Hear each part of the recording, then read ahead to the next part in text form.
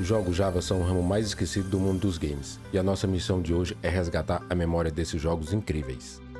Entre 2002 e 2010 tinha jogo para celular muito melhor do que os que são lançados hoje em dia. Jogos sem propaganda, sem compra embutida, nada, só pegar e jogar. E a ideia é fazer isso aqui virar um quadro frequente, focar em jogos antigos e bons de verdade. Tudo certo? Então bora lá para mais um vídeo do Mobile Gamer Retro.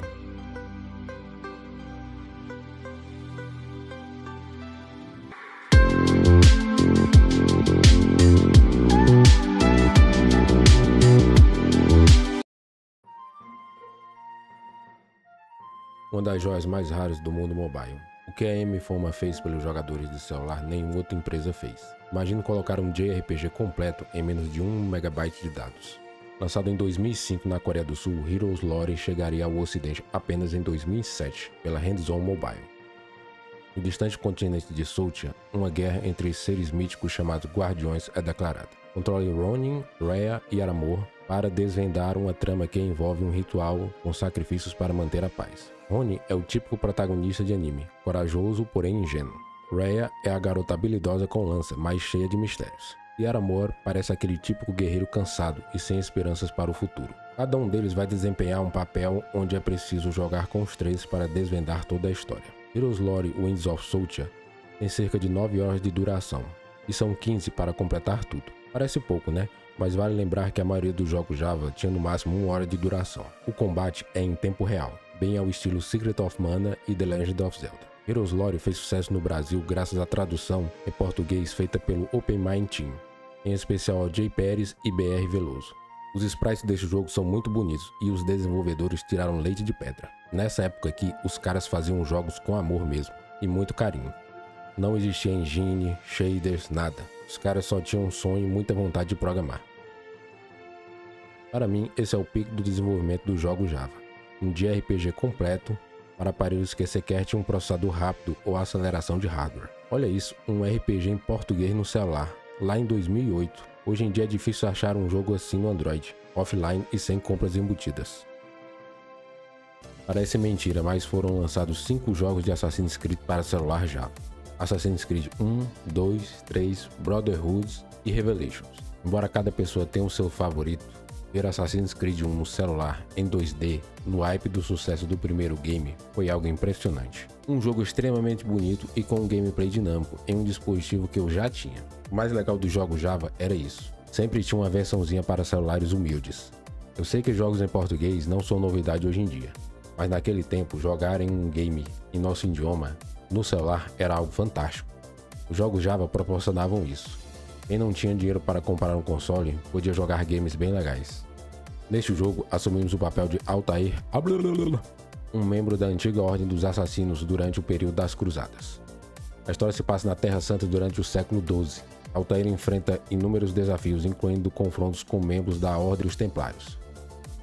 E, é claro, várias missões furtivas. A Gameloft sabia como poucas explorar cada mecânica de um jogo side-scroller em 2D, colocando todo tipo de minigame e uma história bacana para amarrar tudo. Para os dias atuais, você vai achar esse jogo curto, por isso eu recomendo baixar todos os 5 games. Você consegue encontrar todos os jogos Java de Assassin's Creed por aí em PTBR.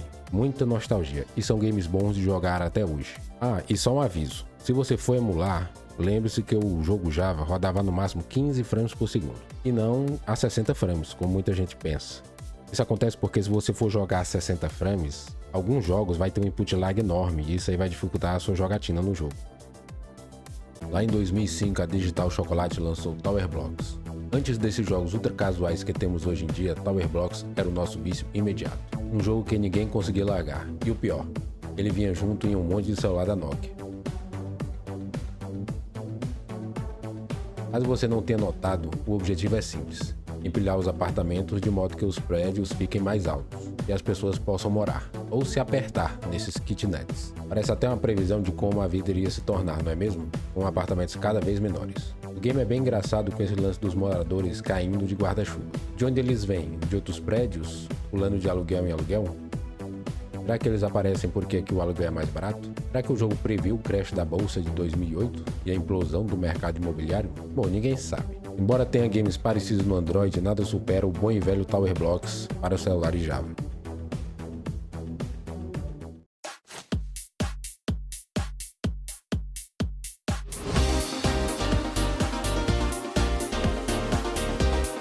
Esse clássico da Glu Mobile tinha sprites incríveis e uma jogabilidade de dar inveja em muitos jogos. Nesse game controlamos Phoenix Shadowwalker, que foi uma tentativa da Glu de emplacar uma heroína. Na época rolou até cosplay em revista de games. Glu Mobile parece que queria que ela fosse uma espécie de Lara Croft dos games mobile. Não deu certo, o que deu certo mesmo foi um dos melhores e mais caprichados games no quesito sprite 2D. Hoje em dia, poucos jogos Android têm esse capricho que Shadowwalker tinha. Pixel Art era belíssima e ficou a cargo de um artista muito talentoso chamado Kenneth Fager. Já a direção ficou a cargo da Michelle Schwan, que também produziu games como Strangers, Alpha Wing e Ancient Empires. Quem é da época deve lembrar que os jogos da Glu tinham essa pixel art muito bonita e essa animação fantástica. Sobre o game, ele é aquele tipo Castlevania, mas na realidade tem uma duração pequena. Você ainda pode encontrar power-ups para a espada e a arma que ela usa. Pois é, não tinha como não incluir esse clássico, um dos melhores jogos Java que dá para jogar até hoje.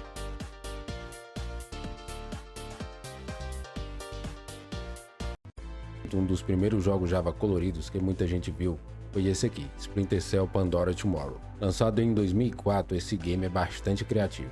A Gameloft, há 20 anos atrás, apresentava esse gameplay inusitado, que é uma mistura de stealth com side-scrolling 2D. O jogador assume o papel de Sam Fisher, um operativo da Third Ocelon, uma unidade secreta de contra-espionagem. A história se desenrola em torno de uma crise internacional, envolvendo uma organização chamada Tarandandoa, que ameaça lançar ataques ao redor do mundo. Por meio de diálogos entre Sam e outros personagens, os detalhes vão se desenrolando conforme avançando nas missões, dando um contexto muito mais interessante ao game. Tudo bem ambientado para caber em uma tela de 2 polegadas.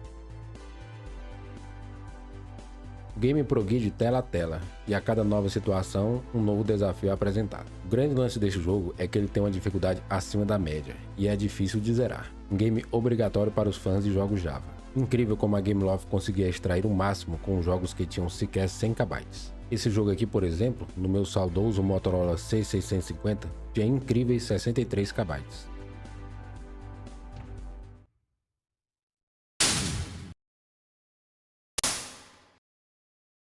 Apelidado carinhosamente de Jogo do Canguru, Treasury Tower era um game muito comum que já havia instalado em vários celulares da Sony Ericsson. O desafio é simples, subir o máximo possível desviando de obstáculos e evitando cair no abismo. O jogador precisa resolver alguns enigmas, evitar armadilhas e coletar itens para subir até o balão no final de cada fase. A mecânica principal é o salto, mas o que chamava a atenção mesmo eram os gráficos. Os celulares da Sony Ericsson eram os melhores para renderização de gráficos 3D, devido à engine proprietária da Sony, a mascote Capsule 3D, que renderizava gráficos de nível de PS1 nos celulares. Treasury Tower pode parecer travadão hoje em dia, mas na época era impressionante ver um celularzinho rodando um jogo com gráficos 3D nessa fluidez. E por fluidez, entenda 24 frames por segundo. E isso é algo raro de se ver nos celulares Java. Era muito raro ver jogos rodando a 30 ou 60 fps, um feito conseguido apenas pela Face Labs e outras produtoras. Isso lá já no finalzinho, por volta de 2008. Uma curiosidade, embora os celulares tivessem muita RAM na época, algo em torno de 2 a 16 MB, o heap size, ou seja, a quantidade máxima de RAM que um jogo Java, era de no máximo 512 KB, sendo comum usar apenas 128 KB da memória RAM do celular. Castle of Magic é um dos jogos mais bonitos da Gameloft e que vale a pena jogar até hoje. Bem ao estilo Rayman de ser, esse game de plataforma e aventura trazia uma história fofinha e personagens carismáticos. 2 jovenzinhos encontram um chapéu mágico e são teletransportados para um mundo de fantasia. A garota é raptada e cabe a você, de posse de poderes mágicos, resgatá-la. O jogo apresenta mecânicas de plataforma clássicas, com o personagem correndo e pulando e lutando através de vários níveis repletos de inimigos, armadilhas e quebra-cabeças. A exploração também é um ponto importante do game, e conta com vários segredinhos para você procurar por cada fase. Embora tenha versões melhores no Nintendo DS, a versão Java é muito fofinha. O game é fortemente inspirado em Mario, mas conta com várias mecânicas engraçadas que deixam o personagem gordão para enfrentar alguns inimigos. Castle of Magic nunca teve uma versão para Android. Existe até uma versão 3D para iOS, mas que já se perdeu em meio às atualizações do sistema.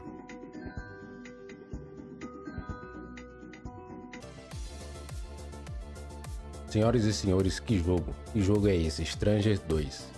A Glu mandava tão bem na hora de desenvolver jogos Java que já se dava ao direito de criar um jogo incrível em 3D e outro em 2D para quem não tinha um celular potente. Stranger 2 3D era um jogo inacreditável para os padrões da época, mesmo que já tenha sido lançado no tardio ano de 2009.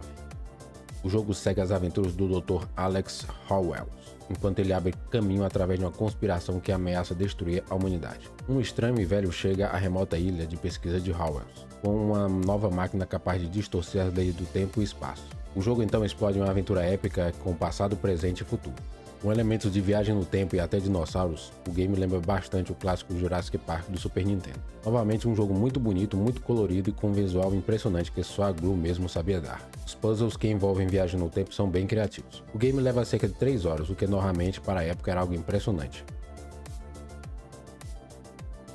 Zombie Infect é um jogo que dispensa apresentações, um dos melhores jogos de tiro em terceira pessoa feito pela Gameloft lá em 2008. Novamente em um surto de criatividade incrível, Gameloft nos manda esse Resident Evil 2D com 3 personagens jogáveis, uma história envolvente, bons diálogos e um gameplay bem viciante. Impossível pegar esse game e não querer chegar até o final. Por isso que ele está aqui na nossa lista de jogos Java que vale a pena jogar até hoje. Aqui os jogadores assumem o papel dos agentes repórteres que devem lutar contra hordas de mortos-vivos. O enredo se desenrola com eles tentando sobreviver em meio a uma cidade infestada de zumbis, aranhas mutantes e outras criaturas. Eles enfrentam desafios como resgatar civis, escapar de emboscadas e descobrir a verdade por trás desse surto viral que assola a cidade. Não quero dar nenhum spoiler, mas a história tem até os seus momentos interessantes e é cheia de reviravoltas. Esse game também teve uma versão para iOS, mas por incrível que pareça ela é totalmente diferente e vamos falar dela em outro vídeo.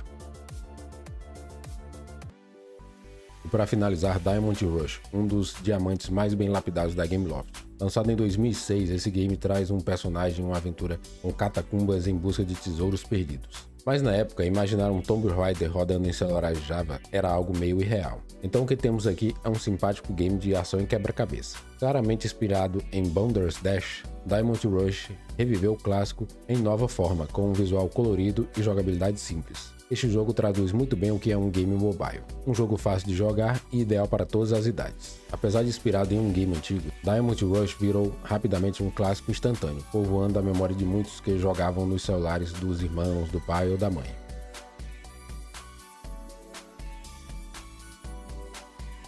Muita gente critica a Gameloft pela baixa criatividade, mas naquele tempo foi uma das poucas empresas a se importar com a qualidade e lançar games bons de verdade. Games mobile que você carrega na memória até hoje. Essa produtora sempre vai ser especial para mim. E aqui encerra o nosso vídeo. Faltou algum jogo? Conta aí os games que você jogava na época. Vamos reviver a era de ouro dos jogos clássicos em Java. Muito obrigado por assistir o vídeo até aqui e nos vemos na próxima.